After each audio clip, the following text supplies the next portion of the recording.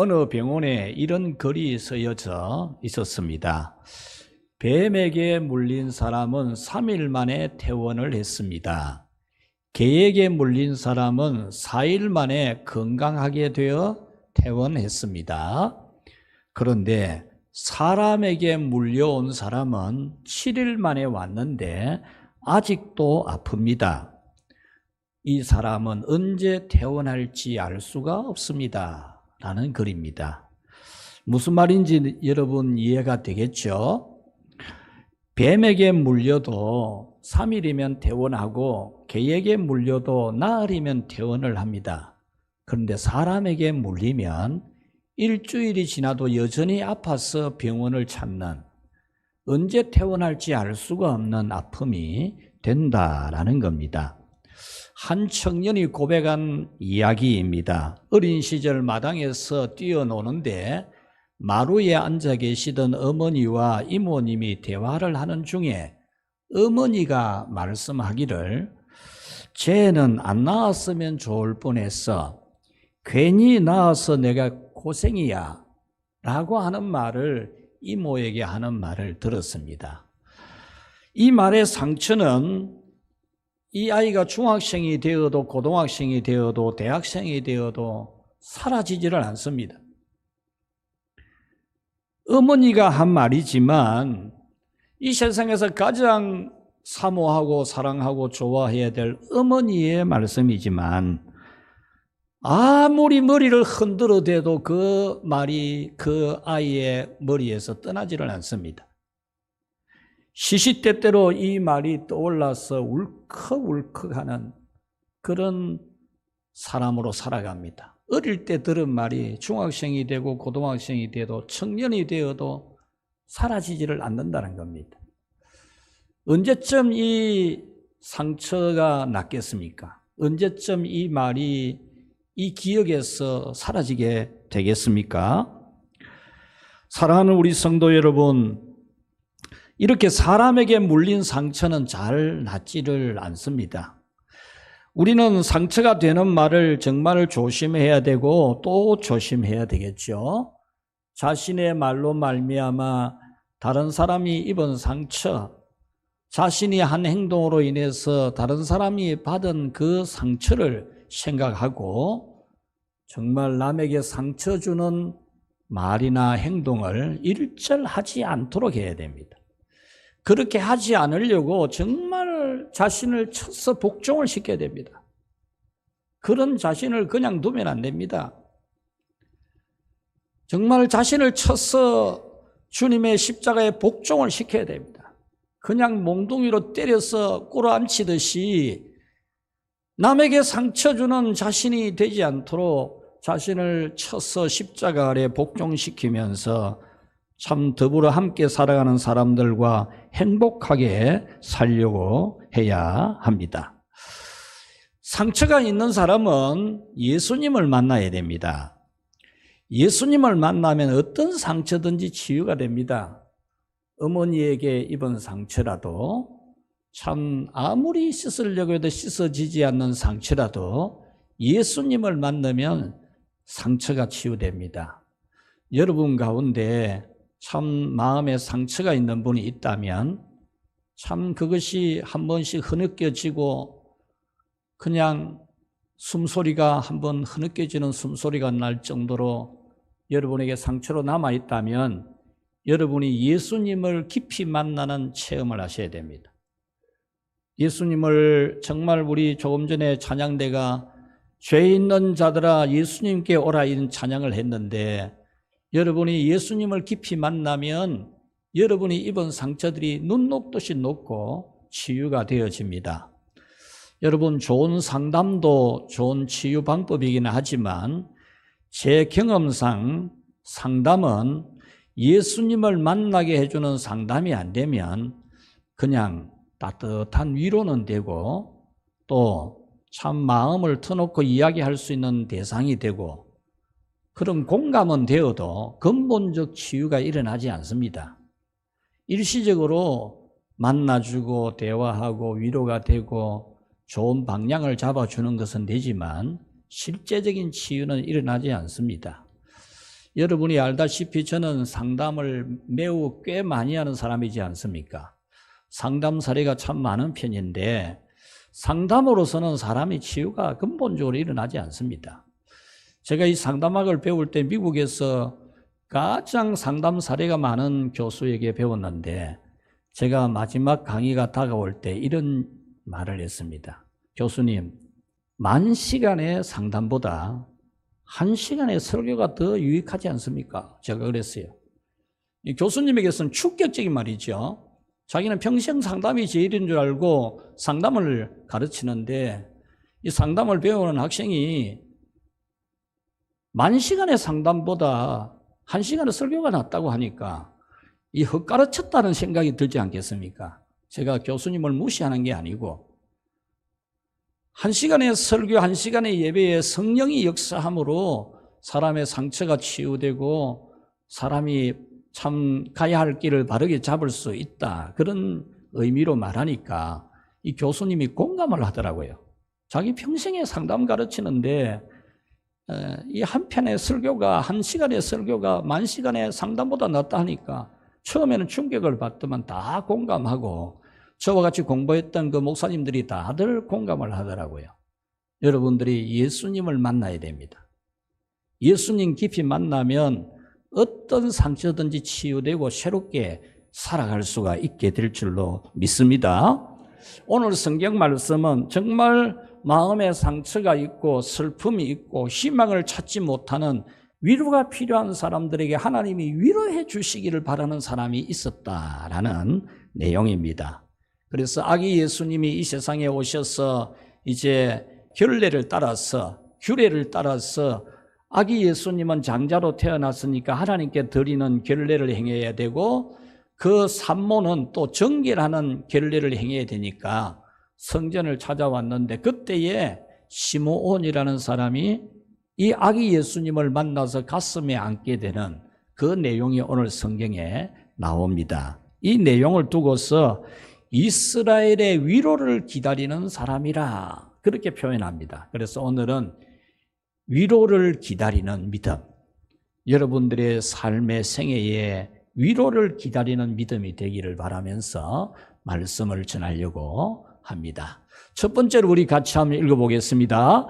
나는 위로가 필요합니다. 아멘. 여러분들이 정말 무엇보다도 나는 위로가 필요한 사람이라는 것을 인정해야 됩니다. 어떤 것보다 나는 위로가 필요해. 내가 바로 위로가 필요한 사람이야. 이것을 여러분들이 인정할 때 여러분 위로받는 믿음의 삶을 살아갈 수가 있습니다. 오늘 성경은 시므온을 이스라엘의 위로를 기다리는 사람이라고 표현합니다. 이스라엘 나라에 하나님의 위로가 있기를 간절하게 바라는 사람이었다라는 거죠.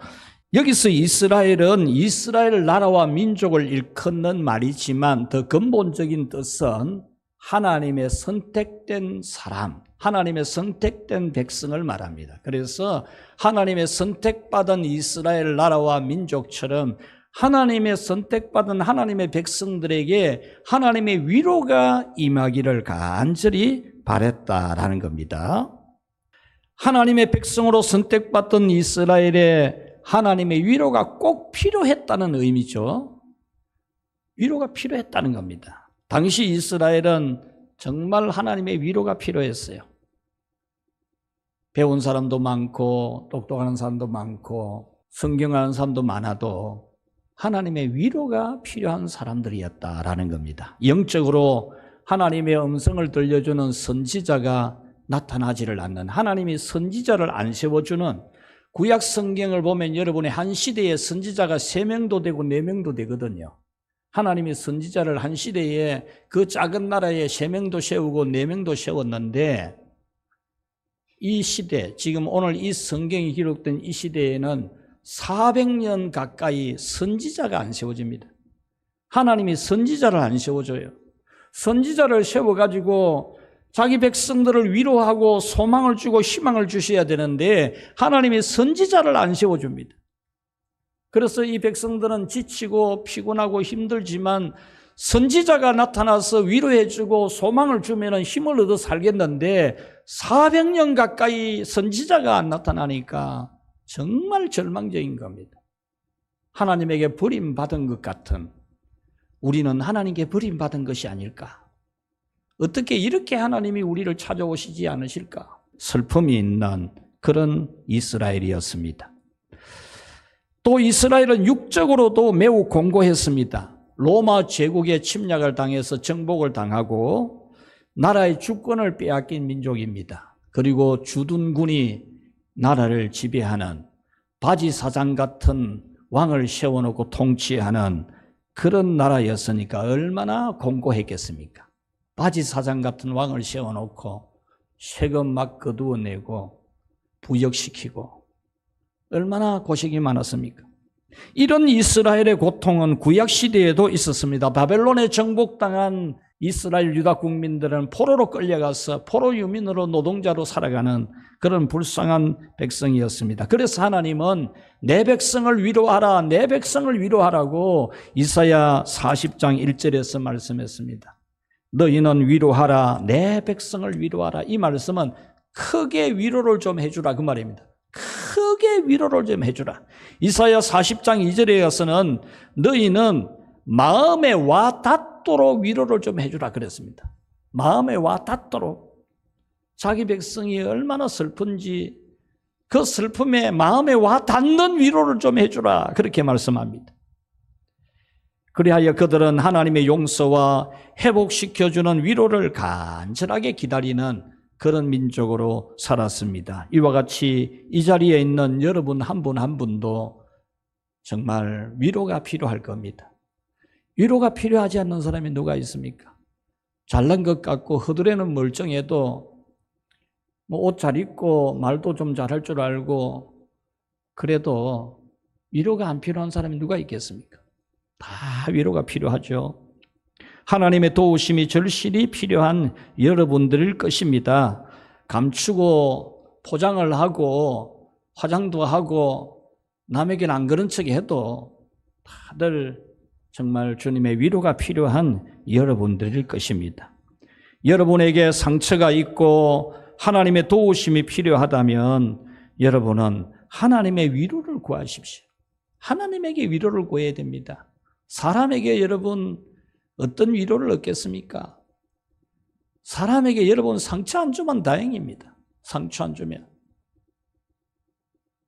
하나님의 위로, 하나님의 용서, 하나님의 도우심이 필요하다고 하나님이여, 하나님이 나는 당신의 도움이 필요합니다. 당신의 위로가 필요합니다. 내가 꼭 필요한 것은 당신입니다. 예수님께서 이 세상에 오셔서 이제 공생애를 시작하시면서 산상부흥회를 열면서 첫 번째 한 설교 내용이 뭡니까? 나는 하나님이 필요합니다. 하나님이 없으면 나는 아무것도 아닙니다. 하나님이 꼭 있어야 됩니다. 그런 마음을 가지라는 것이었어요. 심령이 가난한 자는 복이 있나니 천국이 저희 것임이라 한 이 말씀이 여기서 심령이 가난하다는 것은 하나님이 절대적으로 필요합니다. 나는 예수님이 절대적으로 필요합니다. 예수님이 내게 있어야 됩니다. 이 가난한 심령을 가지라고 예수님이 첫 번째 설교로 그 설교를 하신 겁니다. 그러므로 여러분들은 하나님의 위로가 여러분에게 꼭 필요한 줄을 알아야 됩니다. 이 방법 저 방법 어떤 사람의 도움 어떤 인생의 기회가 잘 와야 되는데 이 문제가 잘 해결돼야 되는데 그렇게 하지 마시고 내게 정말 하나님이 필요하다. 내게 하나님의 위로가 필요하다. 여러분이 이 하나님의 위로가 필요한 줄 알고 하나님에게 위로받으려고 하는 그런 여러분이 되실 때 여러분은 진정 위로를 받게 됩니다. 마치 400년 동안 하나님께서 선지자를 보내주시지 않았던 영적 암흑기처럼 영적으로 여러분들이 지금 하나님의 은혜 없으면 살 수 없는 줄 아는, 내가 뭐 믿음도 있고 알아서 성경 읽고 내가 알아서 나는 뭐 믿음 지킬 줄 안다 그러지 말고, 여러분 성령의 은혜가 아니고 무슨 여러분이 믿음을 지킵니까? 하나님의 은혜가 아니고 무슨 여러분이 믿음을 지킬 수 있습니까? 믿음이 있지만은 가슴이 냉랭한 자신의 심령에 성령의 불이 필요함을 알고 로마 제국에 정복당하여 국권을 빼앗기고 경제적으로 심히 어려웠던 것처럼 환난과 질고와 고통스러운 문제로 하나님의 위로가 절실히 필요하다고. 하나님, 내가 바로 하나님의 위로가 필요합니다. 요즘 눈물이 없는 시대라 그럽니다.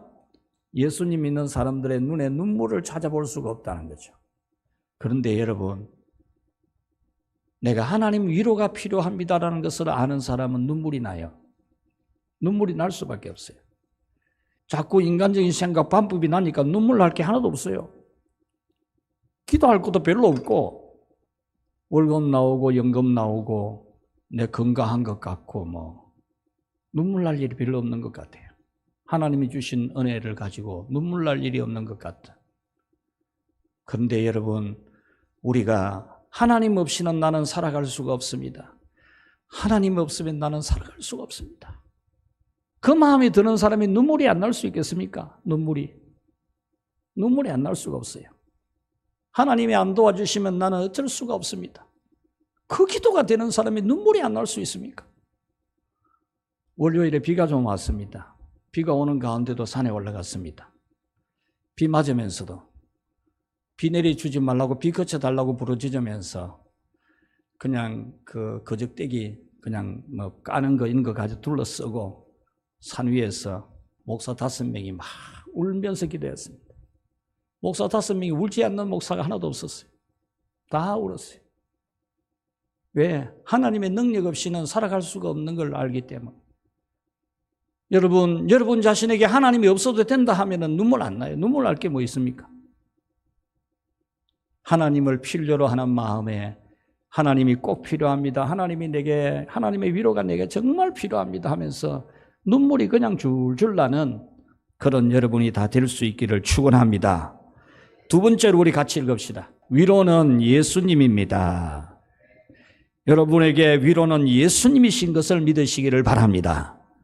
오늘 성경에서 시몬은 예수님이 이 세상에 타시하신 것을 위로라고 했습니다. 우리 성탄 시즌을 맞이했는데 예수님이 이 세상에 오신 것이 우리에게 절대적인 위로, 완전한 위로가 된다는 겁니다. 26절에 그가 주의 그리스도를 보기 전에는 죽지 아니하리라 하는 성령의 지시를 받았더니라고 했다. 이 말씀은 시몬이 예수님이 이 세상에 탄생하기 전에는 너는 안 죽는다라는 성령이 확실하게 전달해주는 계시를 받았다는 겁니다.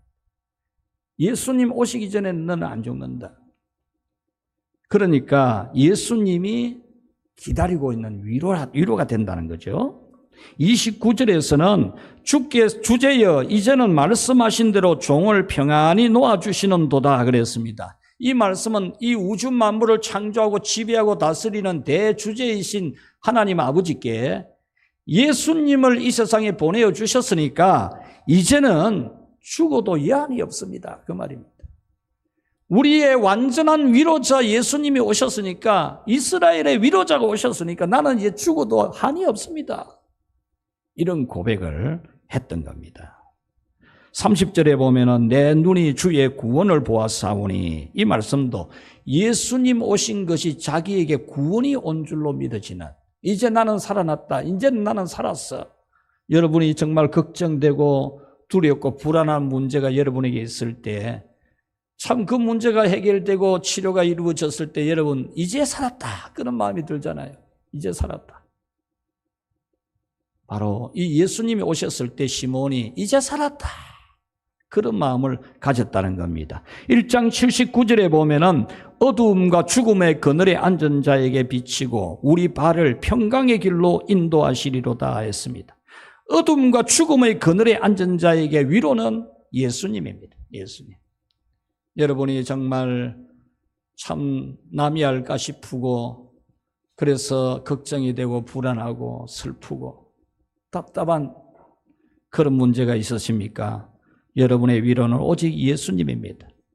슬픔과 걱정, 불안, 두려움에서 벗어나게 해주시는 위로는 예수님뿐입니다. 예수님을 알게 되면 참 평안과 위로를 알게 됩니다. 예수님을 만나게 되면 모든 문제를 해결받습니다.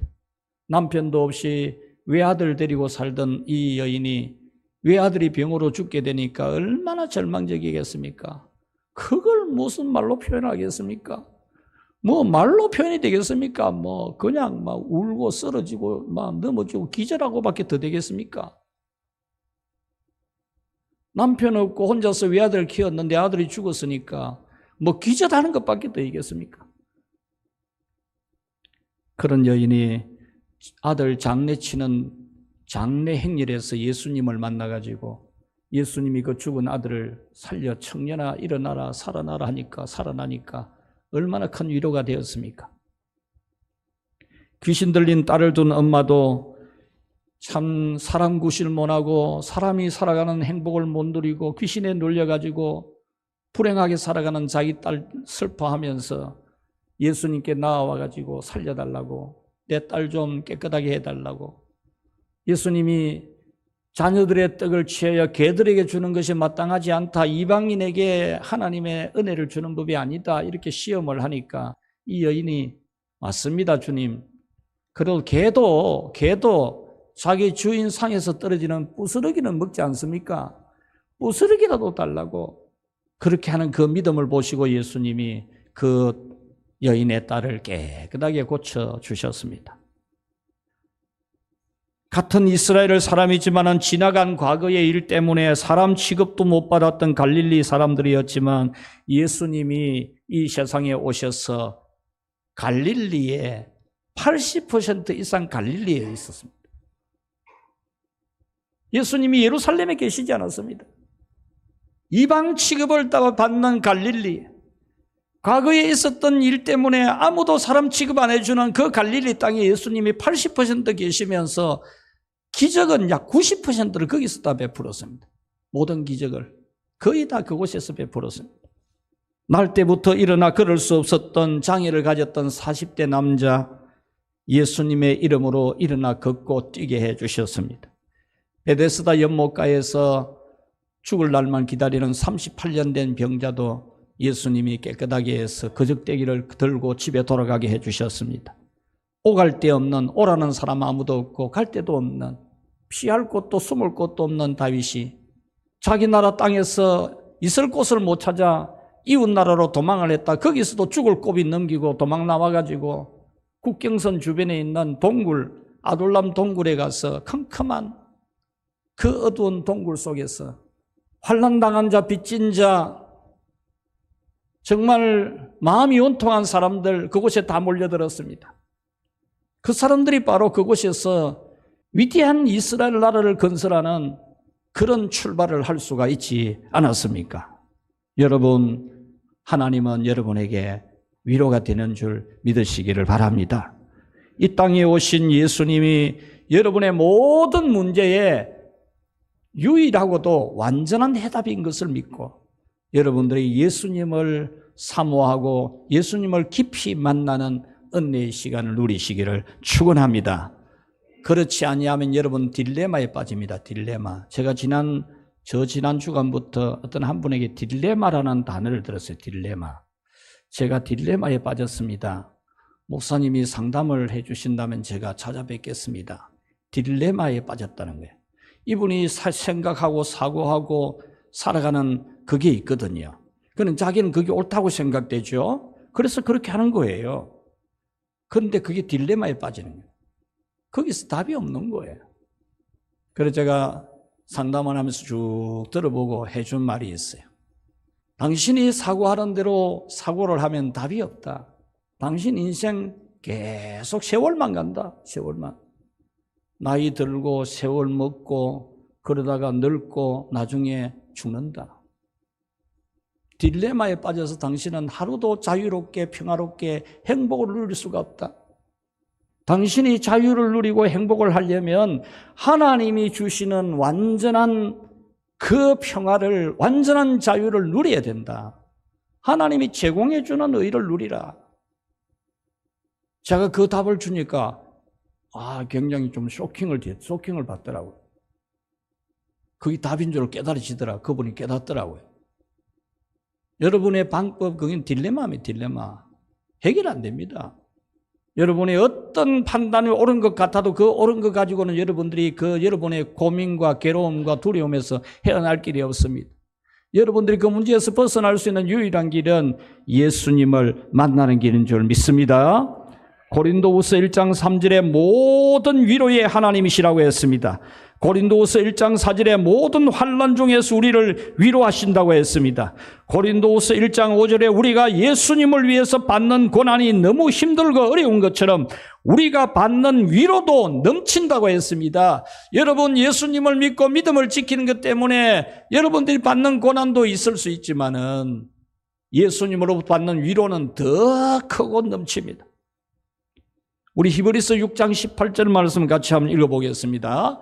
이는 하나님이 거짓말하실 수 없는 이 두 가지 변하지 못할 사실로 말미암아 앞에 있는 소망을 얻으려고 피난처를 찾은 우리에게 큰 안위를 받게 하려 하심이라. 아멘. 여러분, 우리가 하나님으로부터 안위를 받는, 큰 안위를 받는, 큰 위로를 받는, 우리의 문제가 근본적으로 해결되고 하나님의 위로가 있는 그 삶이 우리가 믿을 수 있는 것은 뭐냐? 두 가지 사실이 있다는 겁니다. 하나는 하나님은 거짓말 못 한다는 사실입니다. 하나님은 예수 그리스도 안에서 우리에게 모든 위로를 다 주신다고 약속했어요. 이 약속을 하나님 절대로 거짓말 못 합니다. 거짓말하지 마십시오, 여러분. 거짓말. 보니까 집사님들 거짓말 잘하더만. 거짓말하면 안 돼요. 예수 믿는 사람이. 우리 어릴 적에 늘 들은 말입니다. 교회 다니는 게 거짓말한다 보래. 어른들이 그런 말 하는 거 들었어요. 교회 다니는 사람은 거짓말하는 거 아니에요. 뭐 거짓말하고 꾸며내고 지내고 그래요. 거짓말하는 거 진짜 좀 듣는 것도 잘못된 거예요. 그걸 뭐 딱 들어보면 아는 걸. 거짓말인지 참말인지 꾸민 말인지 과장하는지 그거 못 알아들어요. 다 알아듣지. 우리 하나님은 거짓말할 수가 없어요. 거짓말. 하나님은 속성상 거짓말이 안 돼요. 그래서 거짓말하지 말라 그런 거예요. 그래서 십계명에 거짓 증거하지 말지라는 계명을 넣은 겁니다. 여러분, 하나님은 거짓말할 수 없어요. 그래서 우리는 분명히 위로받을 수 있습니다. 또 한 가지는 뭐냐? 하나님이 약속하고 맹세를 해주신 사실이 있다는 겁니다. 맹세. 반드시 예수 그리스도 안에서 우리에게 모든 위로를 주신다는 약속을 하셨을 뿐만 아니라 도장을 딱 찍어주듯이 맹세까지 하신 이 두 가지 사실 때문에 우리는 하나님의 위로를 분명히 받게 될 줄로 믿습니다. 여러분의 상처, 여러분의 눈물, 여러분의 모든 문제를 해결해 주시는 위로는 오직 하나님, 그 하나님이 보내주신 예수님이신 것을 믿고 여러분이 예수님을 만나고 가까이 하고 예수님을 더 깊이 알아가는 은혜와 복을 누리기를 축원합니다. 세 번째로 우리 같이 한번 읽어봅시다. 위로를 기다리는 믿음이 됩시다. 오늘 성경은 우리에게 모든 위로로 오시는 예수님을 기다리는 믿음을 가지라고 합니다. 25절에 예루살렘에 시므온이라는 사람이 있으니 이 사람은 의롭고 경건하여 이스라엘의 위로를 기다리는 자라 그랬습니다.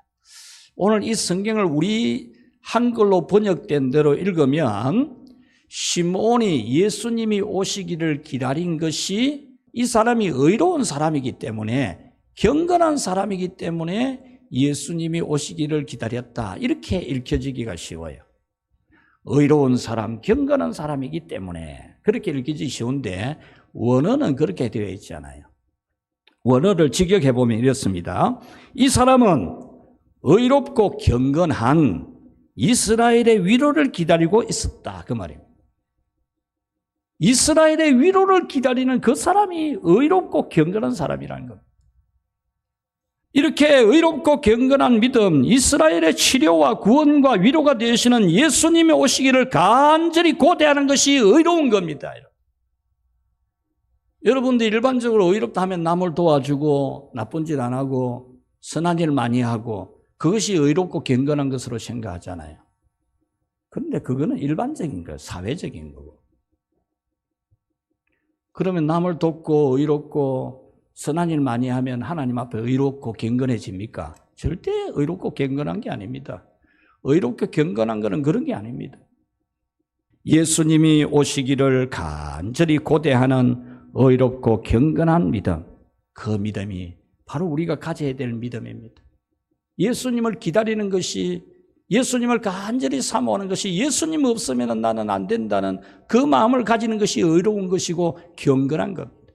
예수님 없어도 뭐 되는 것처럼 뭐 모든 것 다 알고 모르는 것도 없는 것처럼 막 정치 이야기하면 정치 박사고 경제 이야기하면 경제 박사고 뭐 앉아놓아서 이야기하는 거 들어보면 다 그래요 보면. 그것이 여러분 의롭고 경건한 거 아니지 않습니까?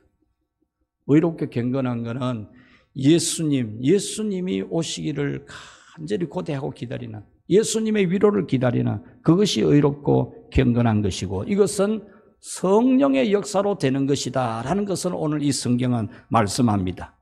하나님의 위로를 눈물로 기도하면서 기다리는 믿음은 성령 하나님이 나를 이끌어주는 거예요. 성령 하나님이 이끌어주니까 예수님 없어는 살 수 없다. 예수님만이 나의 위로다. 내가 예수님 만나야 된다.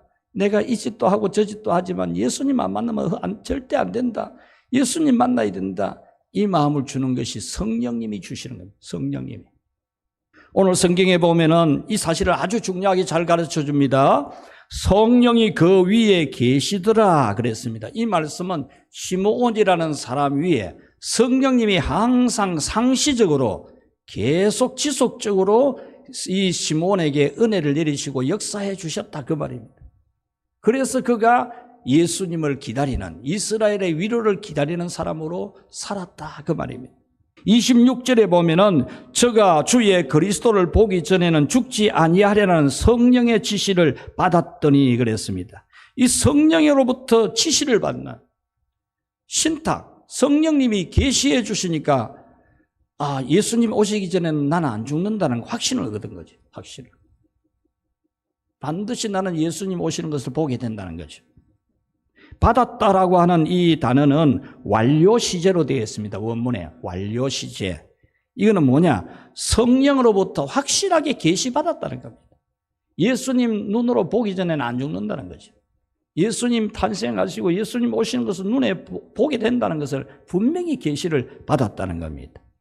그리고 27절에 보면은 성령의 감동으로 성전에 들어가매라고 했습니다. 이 말씀은 아기 예수님이 이제 8일이 되니까 율례와 법도와 계명을 따라서 이제 하나님의 성전에 가야 됩니다. 그 아기를 낳은 산모는 몸을 정결하는 정결 예식을 위해서 성전에 찾아가야 되고 또 장자로 태어난 이 예수님은 하나님께 바치는 의식을 위해서 성전에 찾아가야 됩니다. 그래서 난지 8일 만에 예수님이 성전에 오시게 되었는데 그때에 성령님이 이 시몬에게 지금 성전에 들어가라. 지금 성전에 들어가라. 자꾸 성전에 들어가고 싶은 마음을 주는 겁니다. 지금 성전에 들어가라. 자꾸만 그 마음을 주는 겁니다. 그래서 성령님이 성전에 들어가라 하니까 들어가니까 이 땅에 오신 아기 예수님이 있는 거죠. 할렐루야. 여러분은 성령님의 인도하심을 따라야 됩니다. 그게 영으로 사는 사람입니다. 자기 생각으로, 자기 판단으로, 자기 가치관으로, 세상 기준으로 살아가는 것은 영으로 사는 게 아니고 육으로 사는 겁니다. 육으로. 여러분은 어떤 생각이나 판단을 영으로 해야 됩니다. 영으로. 성령님이 주시는 생각, 성령님이 이끌어주는 대로 오늘도 여러분 마음에 성령님이 감동 주거든 그냥 순종하십시오. 성령님이 막 계속 밀어주는데도 성령님이 미는데도 안 밀리려고 막 버티고 끝까지 안 하려고 하는 그런 사람 되지 말고 성령님이 여러분이 어떻게 여러분의 감동을 주는지 이끌어주는지 이 성령님이 내게 하시는 거다 이렇게 느껴지고 순종을 할 때에 여러분은 놀라운 위로자 되시는 예수님을 만나게 될 줄로 믿습니다. 말씀을 맺겠습니다. 사랑하는 우리 성도 여러분, 여러분에게는 어떤 상처가 있습니까? 어떤 아픔이 있고 어떤 눈물이 있습니까? 이 세상에 오셔서 십자가를 지시고 부활하시고 성천하시고 다시 오실 예수님은 여러분의 눈물을 다 닦아주시고 여러분의 상처를 다 씻어 치료해 주시고 여러분의 모든 것에 위로가 완벽하게 되어주실 우리의 구세주로 오신 겁니다. 우리의 보혜사 성령님 우리를 도와주시고 우리를 이끌어주시고 우리에게 생각나게 하고 판단하게 하고 움직이도록 성령님이 자꾸 우리를 터치해 주시고 밀어주는 방향은 예수님 만나게 하는 겁니다. 예수님 만나면 치료가 되니까 예수님 만나면 해결되니까 예수님 만나도록 성령님이 인도합니다. 성령님 만나면 뭐 큰 소리 지르고 할렐루야 그런 게 아닙니다. 성령님은 예수님 쪽으로 자꾸 길을 열어요. 예수님 만나도록. 예수님의 영이거든요. 성령님. 성령님이 우리 안에 있다는 것은 성부와 성자가 성령 안에서 우리에게 동일하게 역사하는 거거든요. 성령 받은 사람은 여러분 성령 받았다 그러면서 말씀대로 안 살고 뭐 지 하고 싶은 대로 하고 지 믿고 싶은 대로 믿고 그래 안 합니다. 그건. 성령은 절대 그렇게 안 해요. 성령은 오직 예수님에게로 우리를 끌고 갑니다. 예수님 만나게 합니다. 시몬에게 감동을 주신 것처럼 우리의 모든 것에 감동 주시고 이끌어 주시는 성령님이십니다. 우리가 이끌어 주시는 성령의 감동에 순종하면 놀라운 구원을 체험하고 놀라운 치료를 체험하게 됩니다. 여러분 아픈 몸을 가졌습니까? 염려하지 마시고 성령님은 자꾸 여러분을 예수님에게로 이끕니다. 예수님에게로. 예수님을 만나도록 예수님을 찾도록 합니다. 성령님이 이끄시는 대로 순종 한번 해보십시오. 놀라운 치료가 일어날 줄로 믿습니다. 여러분은 하나님의 위로를 기다리는 믿음이 되십시오. 예수님의 구원과 치료와 축복을 간절하게 바라는 믿음이 되시고 자기 생각대로 자기 기준대로 하지 말고 성령의 감동과 이끄심에 순종해서 여러분도 시몬처럼 모든 위로로 오신 예수님을 여러분의 가슴에 품게 되는 이 성탄의 계절 12월을 누리기를 주 예수님의 이름으로 축원합니다.